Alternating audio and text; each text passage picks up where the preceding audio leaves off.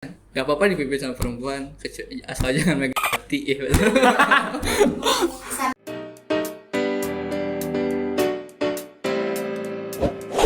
Jemping Podcast 87. Halo, balik lagi di Jamcast 87, Jemping Podcast 87. Sebelumnya kenalin, aku Rike Siva Octavia. Kali ini aku bareng sama teman-teman KKN aku yang Masya Allah banget. Boleh saya hai dulu? Hai. Ih, lucu banget. Dan dua narasumber yang sangat-sangat kece abis. Nanti kita bakal kenalan juga sama mereka. Yuk, daripada nunggu lama-lama lagi dan penasaran, langsung aja kita ke podcastnya Jemping Podcast 87.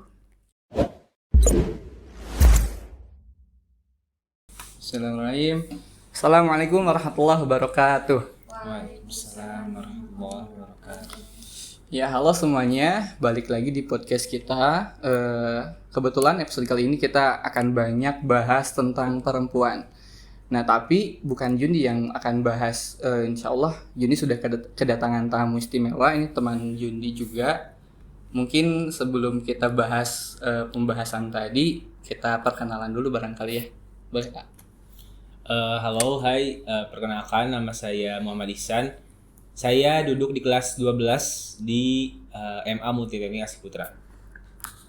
Oke, Ihsan ini kelas 12 berarti ya, kelas akhir lah ya, akhir-akhir sebelum kemudian nanti melanjut kuliah.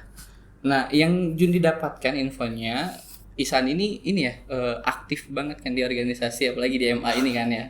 Boleh deh ceritain sedikit. Sebenarnya untuk keaktifan sih ya kadang aktif, kadang juga ngerasa perlu istirahat gitu. Pasif. Ya, enggak pasif. Alhamdulillah saya aktif di 3 organisasi di sekolah. Pertama aktif di Orimayani. Saya menjabat sebagai anggota divisi Rohis dari kelas 10 ya, dari kelas 10 sampai sekarang kelas 12. 2 masih tahun. Sekarang iya. Kelas 12 ya? Iya, tapi masih menjabat. Ya, akhir jabatan. Ya, di akhir jabatan sekarang. Terus yang kedua, saya menjabat sebagai ketua komisi disiplin. Dari kelas ya dari semester kemarin periode sekarang baru menjabat sebagai ketua komisi disiplin. Sebelumnya komisi disiplin juga. Sebelumnya komisi disiplin juga, cuman sebagai anggota divisi kedisiplinan. Terus yang ketiga, pengalaman organisasi saya ada di Musafa. Musafa itu ya salah satu organisasi di instansi ya di MA Multiteknik Asih Putra, terkhusus di asramanya Jundi. Jadi di MA Multiteknik Asih Putra itu ada asrama. Nah, di dalam asrama juga ada organisasi. Saya menjabat sebagai ketua Musafa periode sekarang. Dan 1 tahun ke belakang saya juga menjabat sebagai anggota divisi Danus ya, Dana Usaha Musafa ya. Berarti banyak ya tadi dari kemudian Komdis, Musafa dan Orimayani. Tapi ngomong-ngomong boleh dijelasin Komdis itu apa, Musafa itu apa? Barangkali mungkin teman-teman di rumah belum tahu tuh apa. Jadi Komdis itu kalau misal diibaratkan itu sebagai tangan kanan para guru MA Multiteknik Asih Putra. Tangan kirinya siapa tuh? Orim gitu.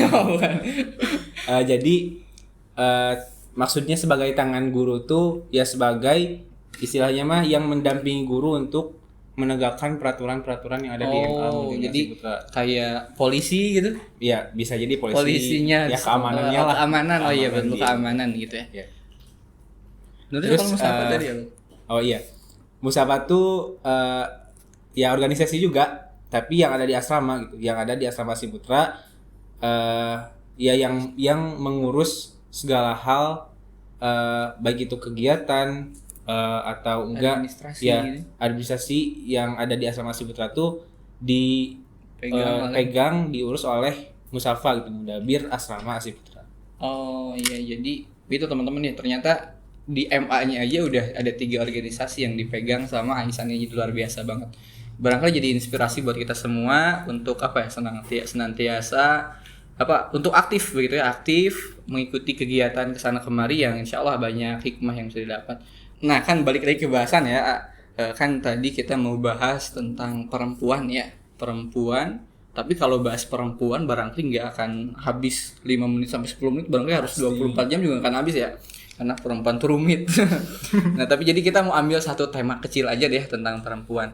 Mau ambil tema tentang perempuan sebagai pemimpin. Nah, barangkali ini banyak banget kan pro kontranya ya ketika perempuan sebagai pemimpin. Nah, Ihsan sendiri pandangannya ketika perempuan jadi pemimpin itu seperti apa?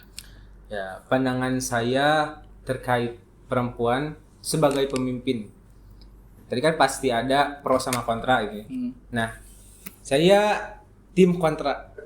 Apabila misalkan tidak ada lagi laki-laki yang bisa memimpin gitu, laki-laki ideal yang bisa memimpin anggota-anggotanya gitu. Iya.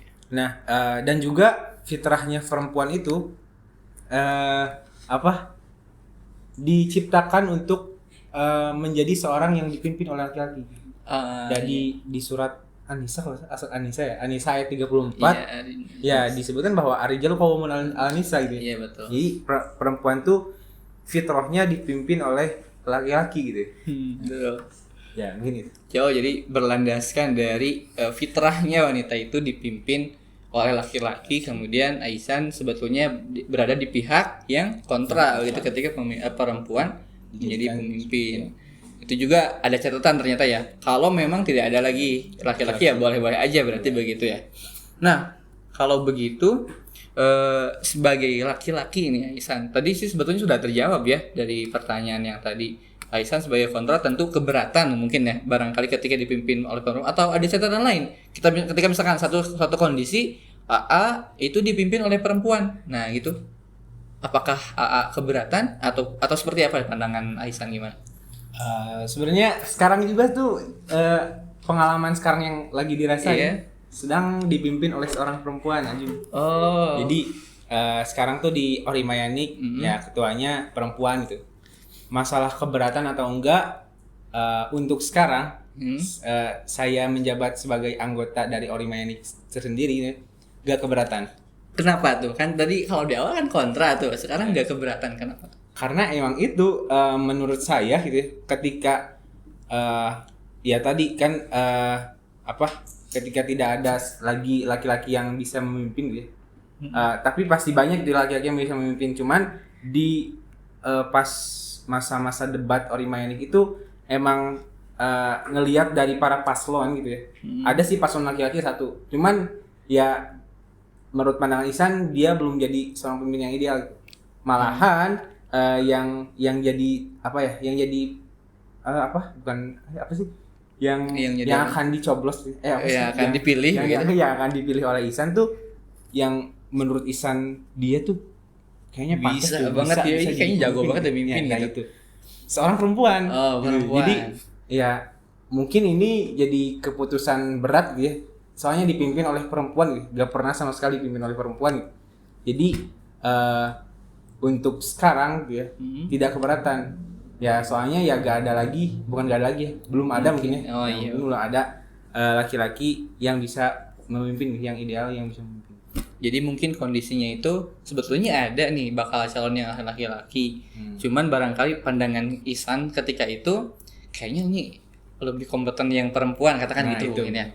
Jadi kalau misalkan ternyata ada kondisi seperti itu akan lebih memilih perempuan yang memimpin yang memang lebih kompeten gitu ya. Tentu catatannya seperti itu ya. Ketika memang kalau misalkan seimbang barangkali berarti Ihsan akan lebih memilih laki-laki. Ini kan tadi Ihsan udah ini ya bilang kenapa kemudian nggak keberatan nih dipimpin oleh perempuan. Kira-kira bisa diceritain nggak sosok pemimpin perempuannya itu seperti apa gitu? Jadi kan berarti menurut Ihsan ini tuh ideal nih jadi pemimpin yang perempuan tadi kan ya. Nah, boleh diceritain nggak kayak gimana sih caranya mimpin gitu atau gimana? Apa yang membuat Ihsan terpikat? Apa yang membuat Ihsan kemudian ingin memilih dia gitu? Memilih dia kayak memilih jodoh aja ya. Maksudnya memilih dia jadi pemimpin Orimayani ketika itu. Gitu. Yang membuat saya yang menjadi patokan saya sebagai patokan seorang pemimpin perempuan yang ideal gitu. Dia tuh bisa istilahnya membawa dirinya sendiri terutama dan juga membawa para anggotanya di organisasi itu gitu.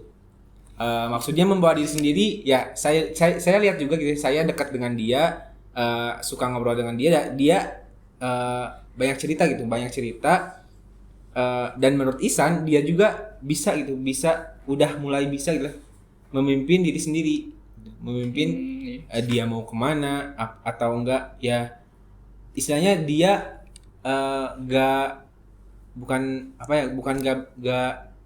Dia punya prinsip gitu ya. Punya prinsip apa ya? Jadi dia punya prinsip tersendiri gitu. Gak suka gak gampang terombang-ambing gitu ya. Gak gampang terombang-ambing, gak gampang terbawa lah, gampang terbawa. Justru dia yang bawa gitu ya. Nah, justru dia yang bisa ngebawa diri dia sendiri gitu. Bahkan bawa teman-teman juga gitu ya. Itu yang jadi apa? Catatan besarnya gitu. Catatan besarnya gitu. Aku ngelihat dia bisa apa ya? Bisa ngobrol, bisa ngajak, bisa berpengaruh ya, gitu. bisa berpengaruh lah bagi teman-teman teman-teman di organisasi itu gitu. Di kelas sebenarnya kan dia juga kebetulan teman sekelas gitu. Jadi ya dia bisa membawa teman-teman sekelas juga gitu ya ke arah yang lebih baik. Jadi yang menurut Ihsan tipikal perempuan yang bisa memimpin yang ideal tuh ya dia bisa membawa dirinya sendiri dan juga membawa anggotanya gitu. Jadi si Teteh ini ternyata udah bisa mimpin diri sendiri, kemudian bahkan bisa memimpin orang, bisa membawa dirinya agar terjaga barangkali begitu ya. Kemudian bisa juga membawa teman-temannya biar diajak untuk ikut terjaga. Nanti mau diajak kemana ya? Tahu ah. Tahu ah. Aduh, siap. Ya. Itu sebetulnya pertanyaannya sudah habis, tapi Juni penasaran juga sih. Ketika ini kan Juni penasaran ketika selama menjabat di Orimayani Ihsan, ketika dipimpin ada nggak satu kejadian atau kemudian beberapa hal yang kemudian membuat Ihsan menyesal, aduh kenapa buat milih perempuan gitu, ada nggak? Atau mungkin justru ternyata nggak menyesal tuh milih Teteh ini gitu, ternyata ketika keberjalanannya mungkin ada saja ya hambatan-hambatan, tapi boleh diceritain deh kayak gimana? Untuk menyesal atau tidak, sebenarnya tidak menyesal.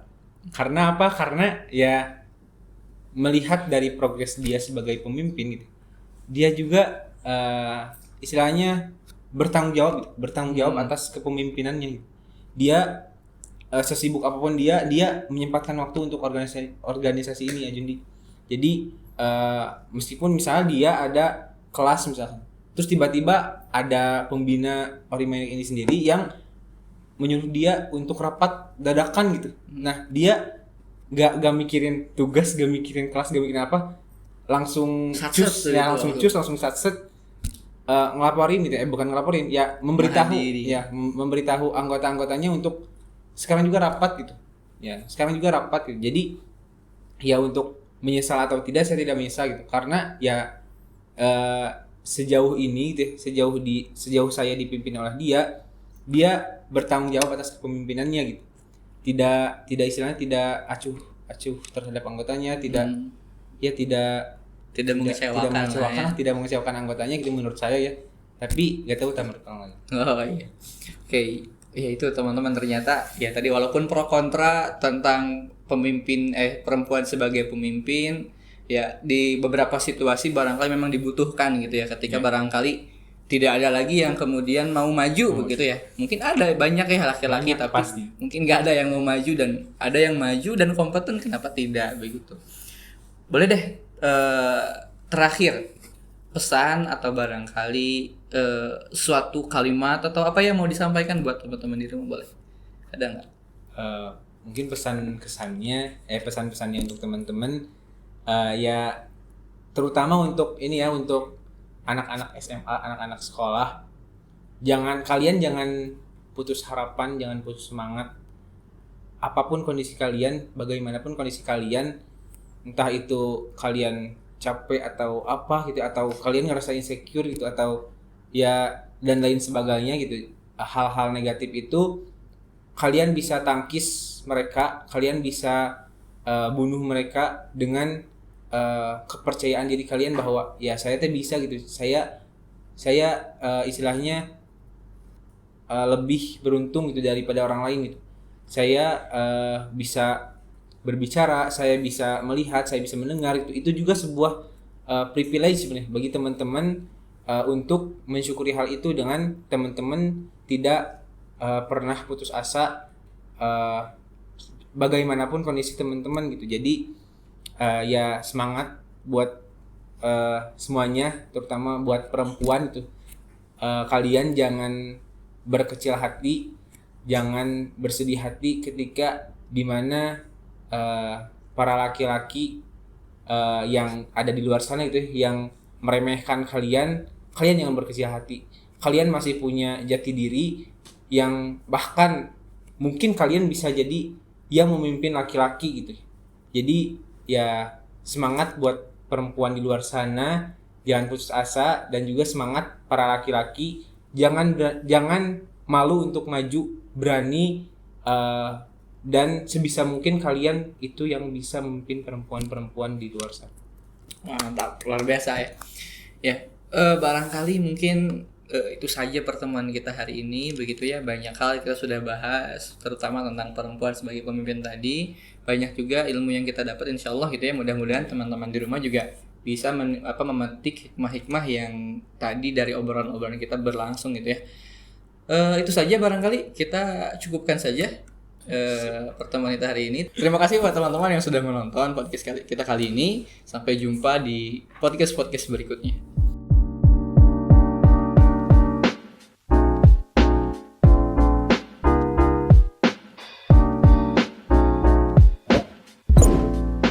Jemping Podcast 87.